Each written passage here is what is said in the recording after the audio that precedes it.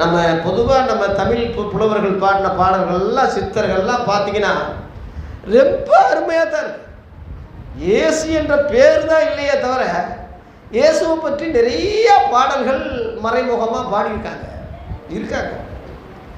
இப்போ விவேகானந்தர்லாம் இந்துக்கள் போற்றுகிற பெரிய ஒரு தலைவர்.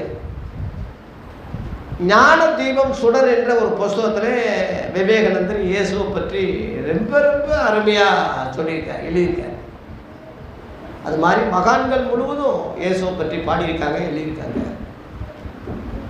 ஆகவே நம்மில் ஒருவருக்கும் அவர் தூரமானவர் அல்ல என்று அத்தனைய பட்டணத்தில் பவுல் சொன்னது போல எல்லா இந்துக்களுக்கும் முஸ்லிம்களுக்கும் தேவன் தூரமானவர் அல்ல.